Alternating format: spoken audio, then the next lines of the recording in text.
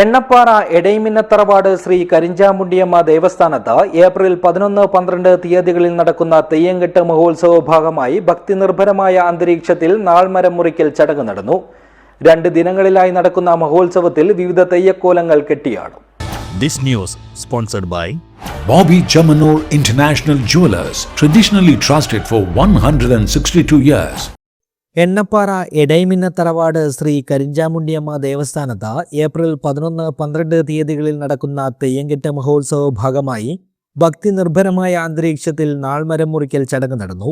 രാവിലെ 9 മുതൽ 10:30 വരെയുള്ള ശുഭമുഹൂർത്തത്തിൽ ഭക്തജനങ്ങളുടെയും തറവാട്ട് അംഗങ്ങളെയും സാക്ഷി നിർത്തിയാണ് ചടങ്ങ് നടന്നത്.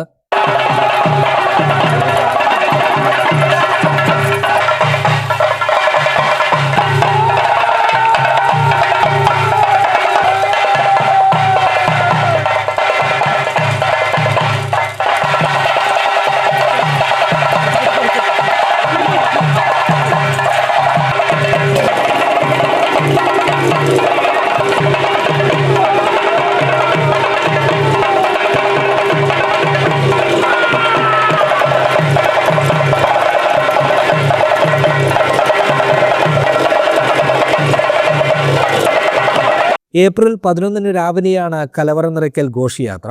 വൈകിട്ട് 6 മണിക്ക് ശേഷം തറവാട്ട് കുറത്തിയമ്മ ഗുരുദൈവങ്ങളെ കെട്ടിയാടലും തുടർന്ന് ബീരൻ തെയ്യവും മന്ത്രമൂർത്തിയും അരങ്ങിലെത്തും. രാത്രി 10 മണിക്ക് ജോഡ് പഞ്ചുരുളി, പാഷാണമൂർത്തി എന്നീ തെയ്യങ്ങളും കെട്ടിയാടും. ഏപ്രിൽ 12 പുലർച്ചെ പിരിച്ചാമുണ്ടിയമ്മയുടെ പുറപ്പാട് നടക്കും.